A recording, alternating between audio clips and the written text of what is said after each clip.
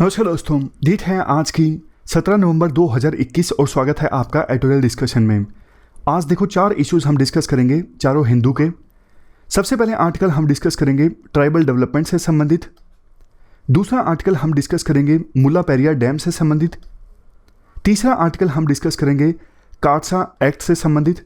और चौथा आर्टिकल हम डिस्कस करेंगे अफगान इशू से संबंधित। जो नए पॉइंट्स हैं अफगान इशू से संबंधित वही हम डिस्कस करेंगे एक्सट्रैक्ट करके। कोट आज का है जॉन एफ कैनेडी का, ask note what your country can do for you, ask what you can do for your country. मतलब आप ये मत पूछिए कि आपका देश आपके लिए क्या कर रहा है, क्या कर सकता है। आप ये पूछिए कि आप क्या कर सकते हो अपने देश के लिए। काफ़ी बार देखो ऐसे में ऐसा कंक्लूजन लिखना होता है जिसमें इंडिविजुअल्स को, देश के नागरिकों को जगाने वाली बात होती है कि अब नागरिकों को खड़ा होना होगा, इस मसले पर उनको एक्शन लेना होगा, तब आप ये कोट इस्तेमाल कर सकते हो। Ask not what your country can do for you, ask what you can do for your country. First important article tribals के डेवलपमेंट से संबंधित है। आप जीएस पेपर सेकंड के इस टॉपिक से आर्टिकल को रिलेट कर सकते हो। देखो ये आर्टिकल लिखा गया है जी किशन रेड्डी के द्वारा, जो कि सेंट्रल गवर्नमेंट में मिनिस्टर हैं।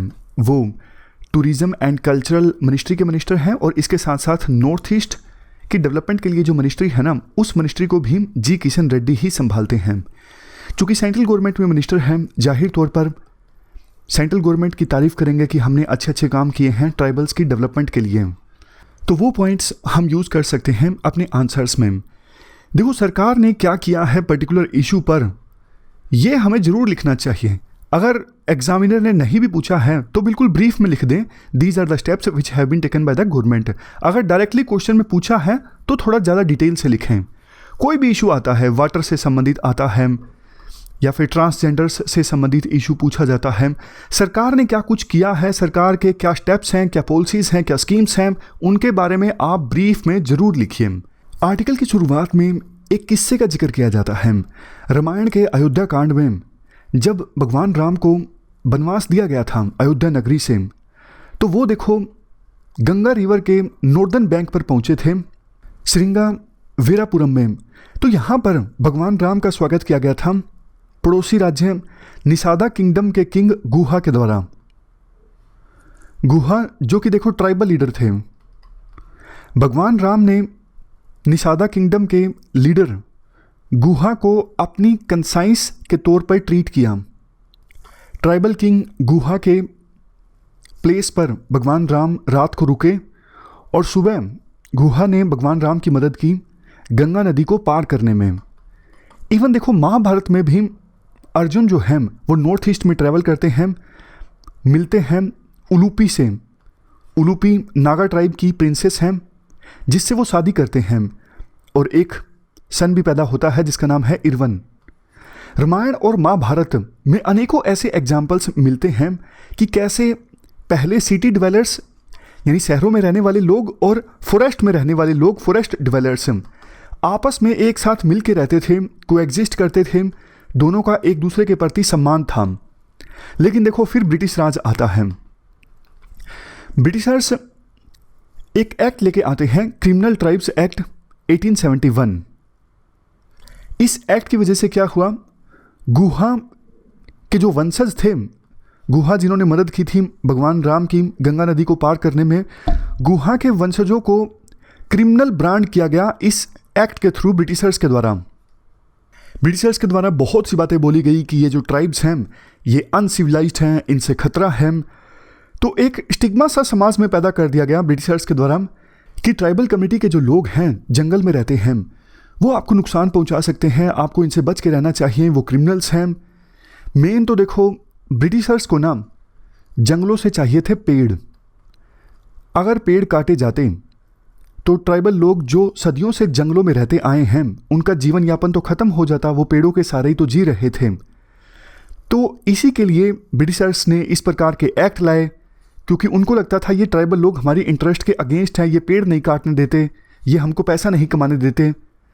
तो ब्रिटिश राज के दौरान ना बहुत सारी, आप स्पेक्ट्रम बुक में पढ़ते हो या फिर हिस्ट्री की जो भी आपने बुक पढ़ी है उसमें आप काफ़ी सारी ट्राइबल रिबेलियंस के बारे में पढ़ते हो ब्रिटिश राज के अगेंस्ट।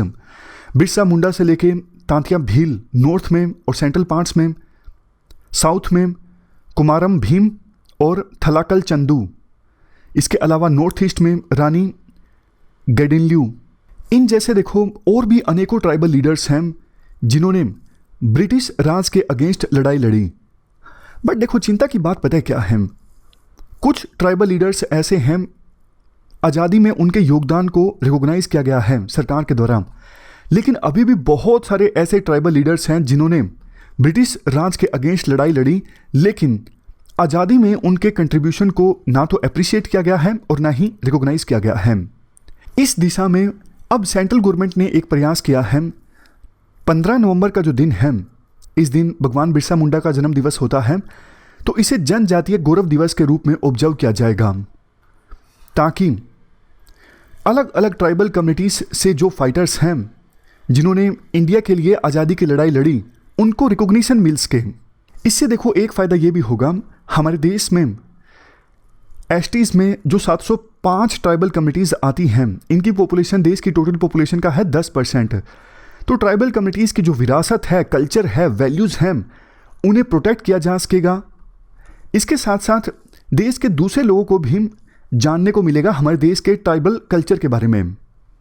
आज़ादी के बाद से ही प्रयास तो हुए हैं ट्राइबल्स की सोशल, पॉलिटिकल और इकोनॉमिक कंडीशंस सुधारने के लिए। रिजर्वेशन दिया गया है एसटीज़ को, आपको पता है। मिनिस्ट्रियल लेवल पर ज़्यादा ट्राइबल रिप्रेजेंटेशन नहीं रही है, लेकिन मतलब पार्लियामेंट में रिजर्वेशन के कारण एसटीज़ चुन के तो आ जाते हैं, लेकिन फिर उनको विभिन्न सरकारों के द्वारा मिनिस्टर नहीं बनाया गया है, कैबिनेट में शामिल नहीं किया गया है ज़्यादा।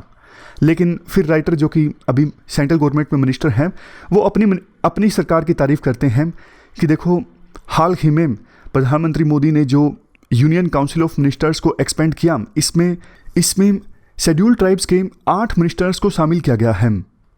ये जो 8 मिनिस्टर्स हैं शेड्यूल्ड ट्राइब के, ये अलग अलग ट्राइब्स के हैं, जैसे गोंड, सेंट्रल, मिजी, मुंडा, टी ट्राइब, कोकाना और सोनोवल कचारी कम्युनिटीज़। इवन आज के समय में यूनियन कैबिनेट में 3 मिनिस्टर्स ऐसे हैं जो कि अलग अलग ट्राइबल कम्युनिटी से संबंध रखते हैं। इसके बाद राइटर बोलते हैं कि जब यूपीए की सरकार थी तो उस समय रिप्रेजेंटेशन कम थी। अरे भैया, हमें पॉलिटिक्स नहीं चाहिए, हमारे आंसर्स के लिए काम की नहीं है। तो आगे चलते हैं।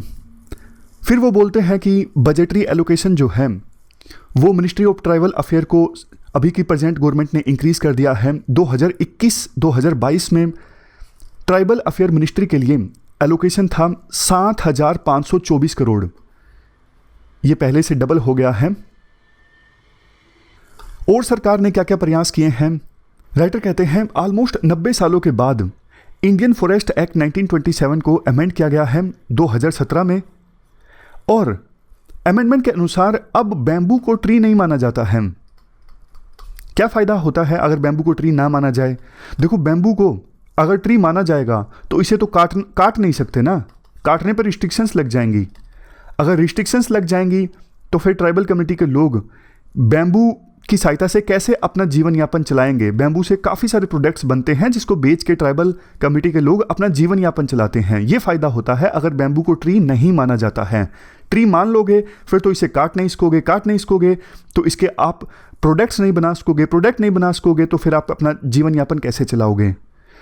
तो बैम्बू को जो ट्री नहीं माना गया है ना नई अमेंडमेंट के अनुसार, इससे सबसे ज़्यादा फ़ायदा फॉरेस्ट में रहने वाले ट्राइबल कम्युनिटी के लोगों को ही हुआ है, जो अब बैम्बू की सहायता से वैल्यू एडिड यूटिलिटी प्रोडक्ट्स बना सकते हैं, उनको बेच के अपना खर्चा चला सकते हैं। इसके अलावा जो ट्रीफेड है, जिसके बारे में आप काफ़ी बार प्रीलिम में पढ़ते हो, ट्राइबल मार्केटिंग डेवलपमेंट कॉरपोरेशन, ये ट्राइबल कम्युनिटी के द्वारा जो प्रोडक्ट्स बनाए जाते हैं ना उनकी मार्केटिंग करती हैं।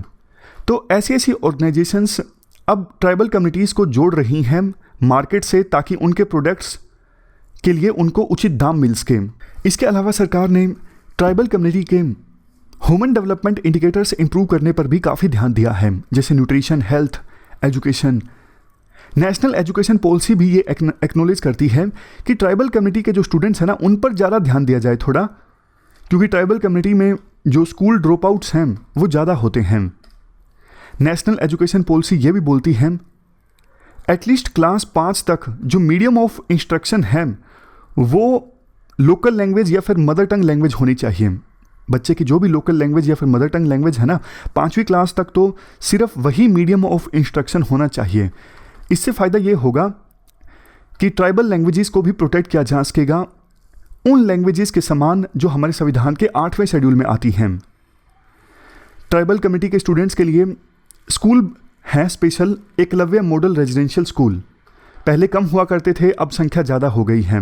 राइटर कहते हैं पहले यूपीए के दौरान इनकी संख्या 90 थी, अब बढ़ के 772 हो गई हैं। इसके अलावा सरकार ने हेल्थ सेक्टर में भी स्टेप्स लिए हैं, चाहे वो primary health and wellness centres की बात हो या फिर न्यूट्रिशन प्रोग्राम हो। इन सब से लॉन्ग टर्म में ट्राइबल कम्युनिटी का जो ह्यूमन डेवलपमेंट इंडिकेटर्स हैं वो इम्प्रूव होंगे।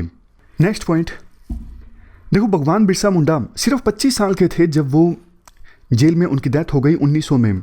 उन्होंने ब्रिटिश राज के एक्सप्लॉयटेटिव सिस्टम के अगेंस्ट आवाज़ उठाई थी, लेकिन आज़ादी के बाद से अभी तक ट्राइबल लीडर्स का जो योगदान रहा, जैसा हमने शुरुआत में डिस्कस किया, उनको सही ढंग से रिकॉग्नाइज नहीं किया गया। तो इसके लिए प्रेजेंट जो गवर्नमेंट है वो म्यूजियम से इस्टाब्लिश कर रही हैं। 10 tribal freedom fighter museum establish किए जा रहे हैं। ये उनके नाम है आंध्र प्रदेश में, छत्तीसगढ़ में, गोवा में, गुजरात में। एक बार नज़र डाल लीजिएगा। तो 200 ट्राइबल फ्रीडम फाइटर्स हैं जिन्होंने अलग अलग 85 रिवोल्ट्स और अपराइजिंग्स में पार्टिसिपेट किया। उनके योगदान को रिकॉग्नाइज किया जा रहा है ये म्यूजियम से इस्टाब्लिश करके। तो ये कल्चर की डायमेंशन है। लास्ट में कंक्लूजन में राइटर बोलते हैं देखो, 15 नवंबर का दिन जो जनजातीय गौरव दिवस के रूप में ऑब्जर्व किया जाएगा, ये ट्राइबल कम्युनिटी से जुड़े जो स्टेक होल्डर्स हैं उनको इंटीग्रेट करेगा। ट्राइबल कम्युनिटी का जो कंट्रीब्यूशन रहा देश की आज़ादी में, देश की डेवलपमेंट में, उनकी विरासत, उनकी प्रैक्टिसेस, उनके ट्रेडिशन, उन सब पर डिस्कशन होगी इस दिन को।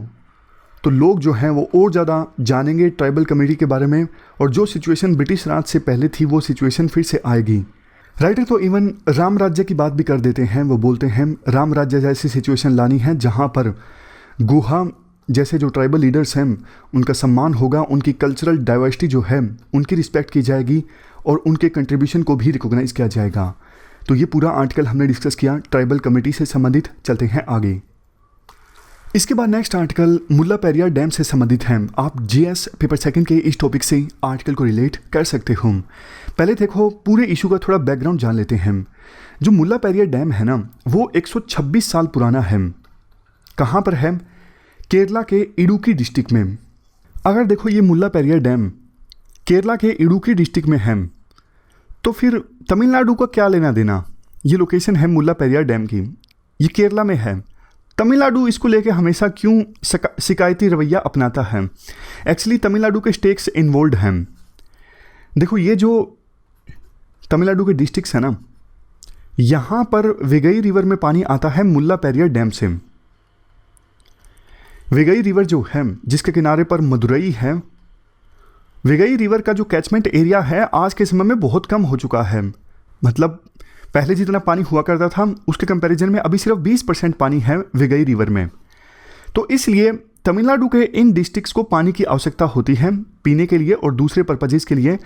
तो इस डैम से वेगई रिवर में पानी ट्रांसफ़र होता है। तो डैम में अगर पानी का लेवल ज़्यादा रहेगा तो इसका मतलब वेगई रिवर में पानी ज़्यादा आएगा, वेगई रिवर और उसकी ट्रिब्यूटरीज जो भी हैं। अगर मुल्ला पेरियार डैम में पानी का लेवल कम रहेगा तो इसका मतलब वेगई रिवर में पानी कम रहेगा और इन डिस्ट्रिक्ट्स को पानी कम मिलेगा। ये पूरा इशू है। अब देखो आपके मन में ये आया होगा तो ठीक है ना, फिर मुल्ला पेरियार डैम में पानी का लेवल बढ़ा दो अगर पानी ज़्यादा चाहिए तो। देखो एक लेवल से ज़्यादा ना बढ़ा नहीं सकते क्योंकि ये डैम काफ़ी पुराना है, 126 साल पुराना है। वैसे ये चीज़ हमने कुछ दिनों पहले डिस्कस की थी। कब?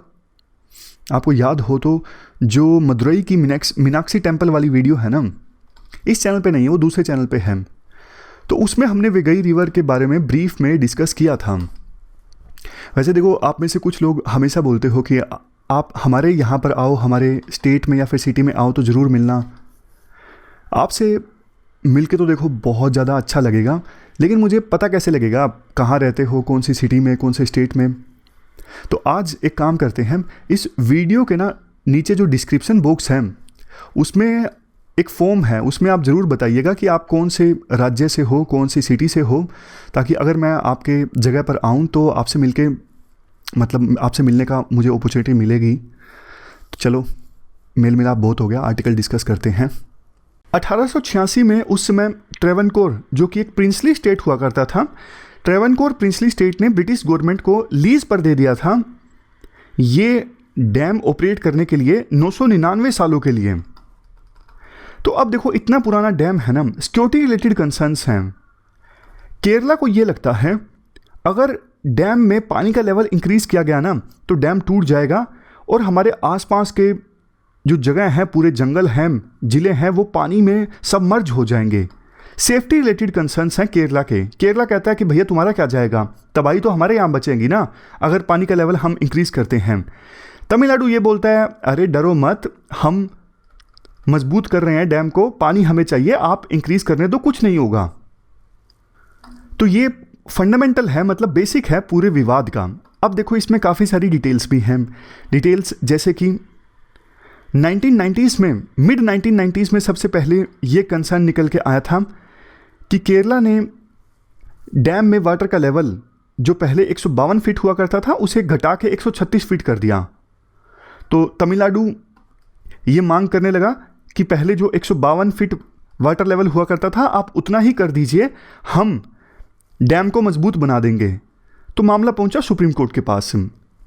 सुप्रीम कोर्ट ने फरवरी 2006 में आदेश दिया कि 152 नहीं तो कम से कम इस डैम में पानी का लेवल 142 फीट तक इंक्रीज कर दो। और तमिलनाडु को आदेश दिया सुप्रीम कोर्ट ने, आप जो बचा हुआ काम है सेफ्टी रिलेटेड उसे कंप्लीट कीजिए ताकि डैम की सेफ्टी को सुनिश्चित किया जा सके। लेकिन इसके जवाब में मार्च 2006 में केरला ने ना एक एक्ट लागू कर दिया जिसके तहत इस डैम में पानी के लेवल को 136 फीट से ऊपर इंक्रीज नहीं किया जा सकता। सुप्रीम कोर्ट की जजमेंट को नलीफाई करने के लिए केरला असेंबली ने यह कानून पास किया। लेकिन इसके जवाब में सुप्रीम कोर्ट ने यह कहा केरला सरकार का ये जो कानून है ये गलत है, अनकॉन्स्टिट्यूशनल है और हमारा आदेश बिल्कुल ठीक है, पानी का जो लेवल है वो इंक्रीज कर दिया जाए 142 फीट तक। लेकिन इस बार सुप्रीम कोर्ट ने ना काफ़ी सारी स्टडीज़ का भी हवाला दिया। सुप्रीम कोर्ट ने कहा central water agency and power research station and Bhabha atomic research centre, इन सब इंस्टीट्यूट्स की जो स्टडीज़ है ना उनके बेस पे सुप्रीम कोर्ट ने कहा कि पानी का लेवल जो है वो इंक्रीज किया जा सकता है। इसके बाद क्या हुआ, 2014 के बाद 2014 जुलाई से लेकर मार्च 2018 के बीच में सेंट्रल गवर्नमेंट ने भी प्रयास किया कि मुल्लापेरियार डैम को लेके जो इशू है तमिलनाडु और केरला के बीच में इसको सुलझाया जा सके। इसके लिए सेंट्रल गवर्नमेंट ने एक सुपरवाइजरी कमेटी गठित की जो कि देखो डैम को समय समय पर इंस्पेक्ट करती रहती है, डैम की सेफ्टी रिलेटेड इश्यूज़ पर नज़र रखती है और रिकमेंडेशंस देती है क्या करना चाहिए डैम की सेफ्टी को सुनिश्चित करने के लिए। सेंट्रल गवर्नमेंट ने इसके अलावा एक सब कमेटी भी गठित की नेशनल डिजास्टर मैनेजमेंट अथॉरिटी की अध्यक्षता में, मतलब इनके अंतर्गत।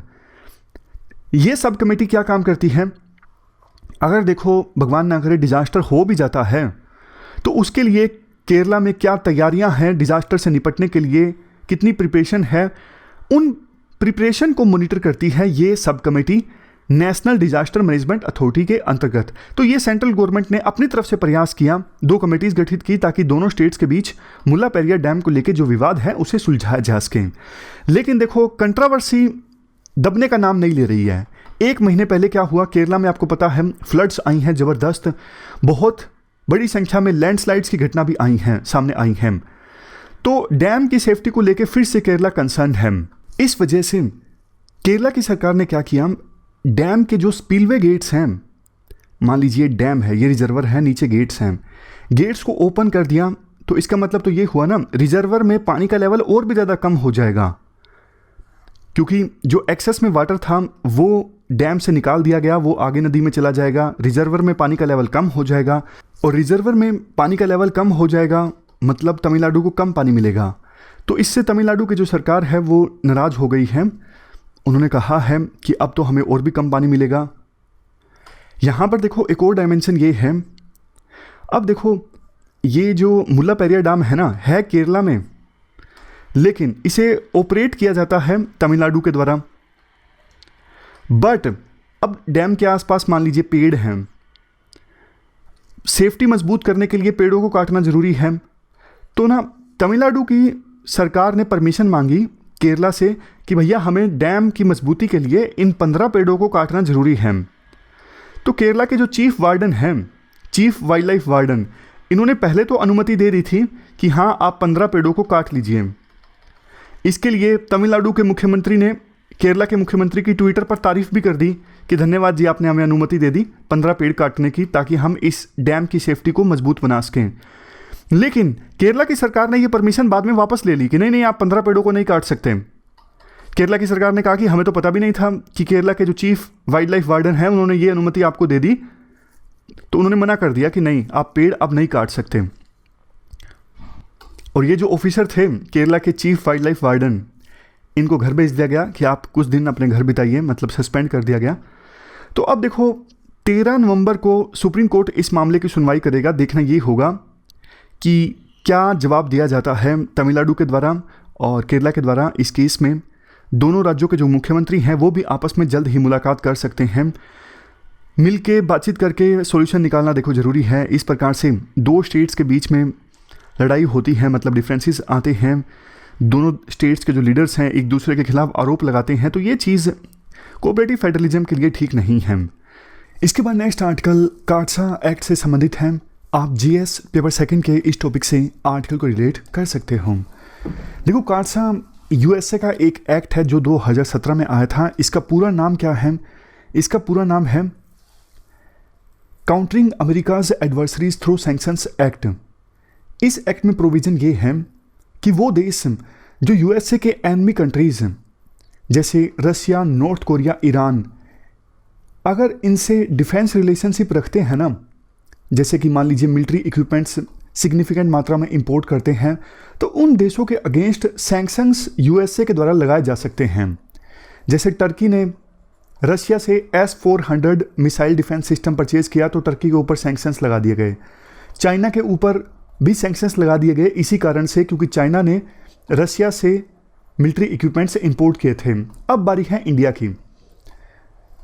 इंडिया कहता है कि आप हमारे ऊपर सैंक्शंस मत लगाइए, हम तो आपके दोस्त हैं, हमें वेवर दे दीजिए इस एक्ट से। तो कई समय से, कई सालों से बात चल रही थी, क्योंकि देखो S-400 missile defence system purchase करने के लिए ना एग्रीमेंट तो पहले ही हो गया था साइन इंडिया और रशिया के बीच। अब दिक्कत ये है, अब डिलीवरी स्टार्ट हो गई है। तो डिलीवरी अब जब होगी तो एक्चुअल में वो टाइम आ गया है जब या तो यूएसए सैंक्शंस लगाएगा या फिर नहीं लगाएगा। जब देखो यूएसए ने ये बोला था कि आप ईरान से ऑयल परचेज करना बंद कीजिए, अदरवाइज आपके ऊपर सैंक्शंस लगा देंगे, तो सरकार ने ईरान से ऑयल इंपोर्ट करना कम कर दिया बहुत ज़्यादा। लेकिन अब सरकार ने बोला कि हाँ, अब तो देखो हम S-400 missile defence system purchase करेंगे ही रशिया से, ये हमारी सिक्योरिटी की बात है। आपने बोला ईरान से आप तेल मत परचेज कीजिए, हमने नहीं किया, लेकिन S-400 मिसाइल डिफेंस सिस्टम तो हमें चाहिए, ये हमारी सिक्योरिटी के लिए इंपॉर्टेंट है, हमें खतरा है ईस्टर्न और वेस्टर्न फ्रंटियर पर, तो इसमें हम आपकी बात नहीं मान सकते। संभावना ये है कि दिसंबर के एंड तक S-400 मिसाइल डिफेंस सिस्टम की फर्स्ट जो स्क्वाड्रन है उसकी डिलीवरी हो जाएगी।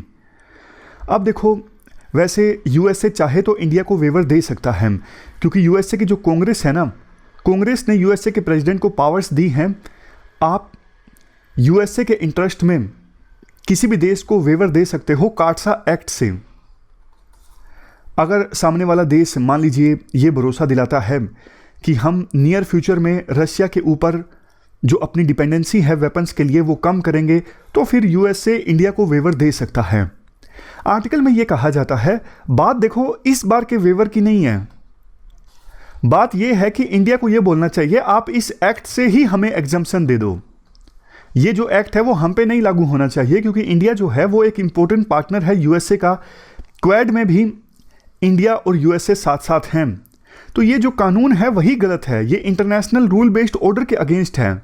मतलब ये क्या बात हुई, आप तो अपनी मनमानी कर रहे हो ना कि जो आपके दुश्मन देश है उससे आप हथियार नहीं खरीद सकते।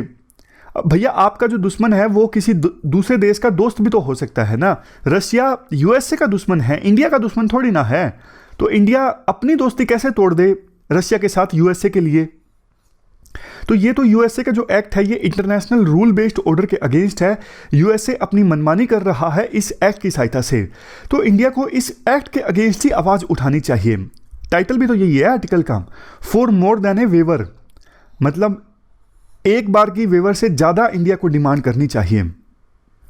अगर देखो इंडिया यूएसए के कहने पर रशिया से ये S-400 मिसाइल डिफेंस सिस्टम ना परचेज करे तो रशिया नाराज़ हो जाएगा कि भैया आपने तो हमें छोड़ दिया यूएसए की दोस्ती के लिए।